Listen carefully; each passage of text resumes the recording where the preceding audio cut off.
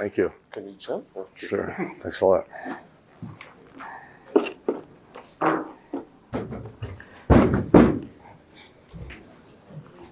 Thank you.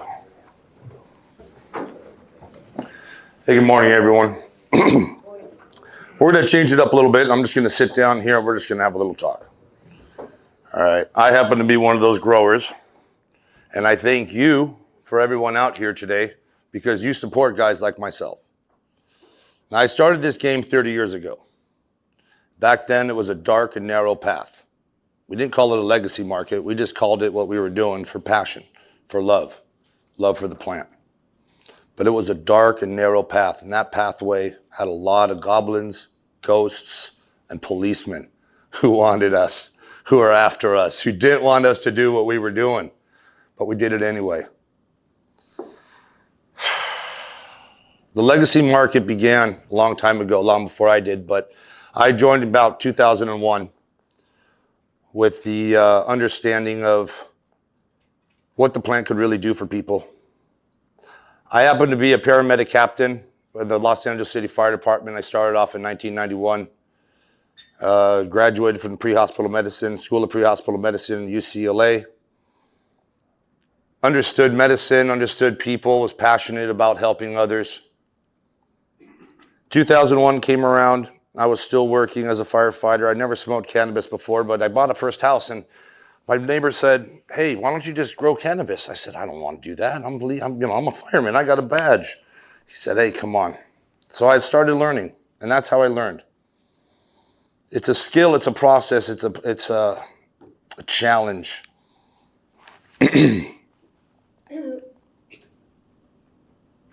Where we are today is a different path now than where it was and where it all began.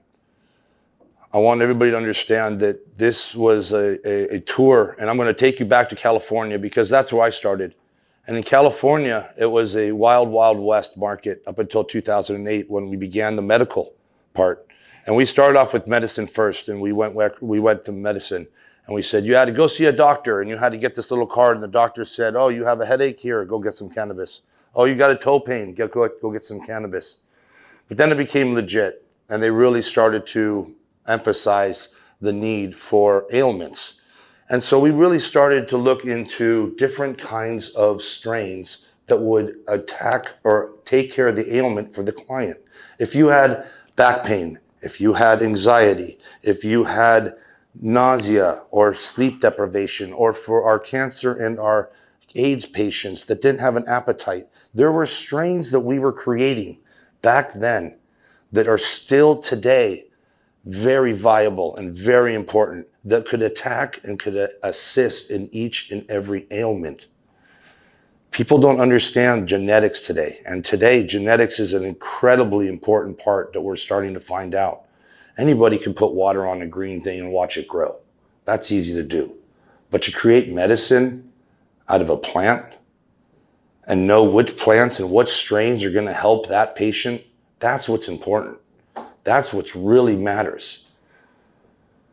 You know, we could talk about the black market. We could talk about the legal market. We could talk about everything in between, but that's not what we're here for. I think we're all here because we really are passionate about where we're headed and where this market's going to take us in the future. I really believe that medicine is what the plant could do, but we have to work with the people that can bring out the best within that plant. Look, I'm just a grower, guys. I do nothing special. I've grown for 30 years. I've grown some of the best strains. I've crossed some of the best strains. I've worked with some of the greatest growers out there in the world, and they are the ones who we need to give thanks to. Those are the ones who have led this charge to where we're all walking on this path now today. You know, I'll tell you a story. It was supposed to be just a nice afternoon, going to go see some friends and, deliver some product to them. And it was a comfortable afternoon. It was a nice breezy day. But during that process, something changed. And out of the bushes came two guys with guns. Now, this is just a regular, nice conversation deal. But when guns start getting involved, things start happening and things change. People get scared. This is the industry that was that was really everyday life for a lot of us back then. And this was 15 years ago, 10 years ago. Still today in LA, in the black market, well, it's even worse. And that's why we're here today, to create a legitimate market and to bring to light opportunities that we can bring to the market for the people. All right.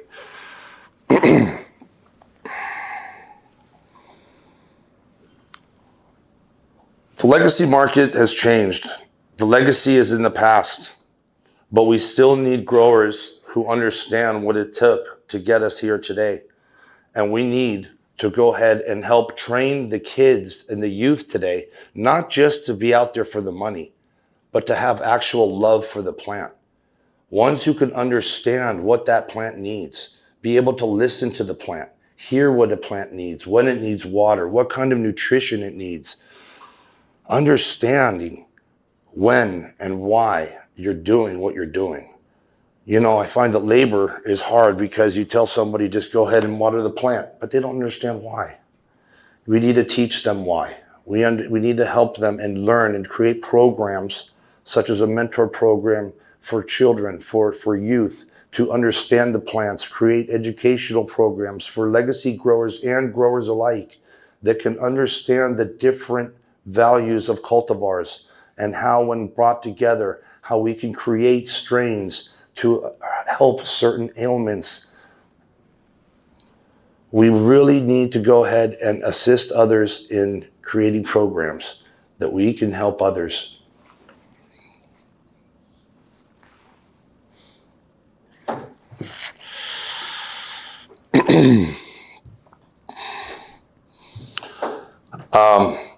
2007, I had my first back surgery. Okay, I was a paramedic captain. I broke my back on duty and I had my first back surgery. They put me on all kinds of opiates, guys. Percocets, Valiums, fentanyl patches. You know what that did to me? I'm a big guy. I was 220 pounds. I lost 60 pounds in 2 years. Okay, and it wasn't because it was a mental addiction. It was a physical addiction. But that's what they gave me for the pain. Seeing this and seeing how I was dying, I said, I gotta stop. And I did. And cannabis changed my life. Cannabis saved my life. That is why I have the passion that I have today for cannabis. Okay, that's what drives me every day to work 16 hours a day. That's what drives me every morning to wake up and try and create new cultivars, to assist others so that they don't have to take fentanyl. They don't have to take psychiatric medications. There are other alternatives that we can produce and assist them in creating, okay? But it's gonna take people like yourselves. You guys are the ones who are gonna assist us. We're here to assist you, but we need your help.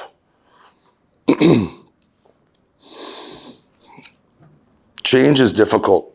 And right now in Thailand, we're seeing the change go from recreational, where it just was wild, wild west, to now they're going to bring it back down to medical. And there's many people here today that are going to speak on more informative than I will about it.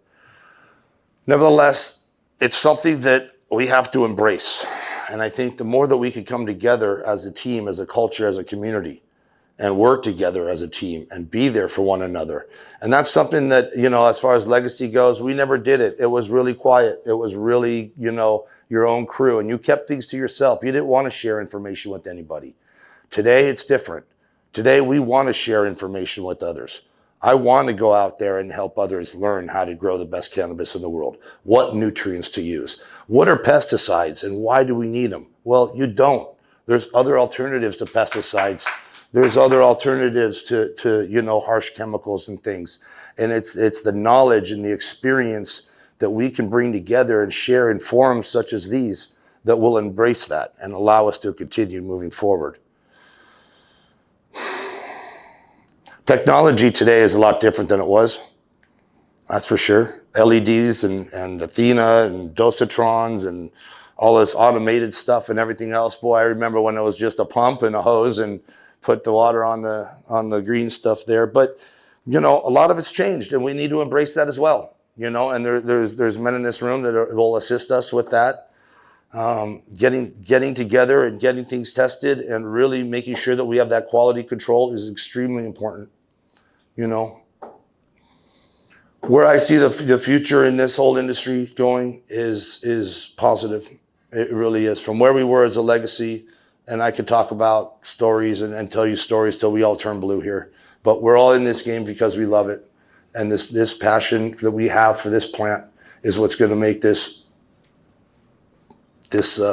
community even grow bigger. Here in Thailand now, we're faced with changes, and I'm not about to start into that. I could just tell you what it was like in California and where we're headed here. And it's going to be a regulation and taxation issue where they want to regulate and taxate. And I think they should. I think that, we do need governmental oversight. As was pointed out, there's a lot of, pesticides and mold and nastiness going on in the dispensaries here today that really doesn't have to be.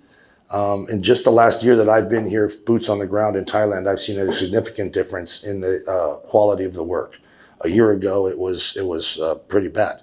Today, it's a lot better. And I like to see the progression. And with the partners that we have, today with their skills and their quality of their product, I really feel that it's going to be moving forward. Guys, I'm not going to take up a lot of time. I'm here for questions and answers later on, all right? Again, I'm just a grower, and I know how to bring out the best in the plant. But the path that we're on today is a lot brighter and a lot wider than the path that we started 30 years ago. That's it. Thank you very much.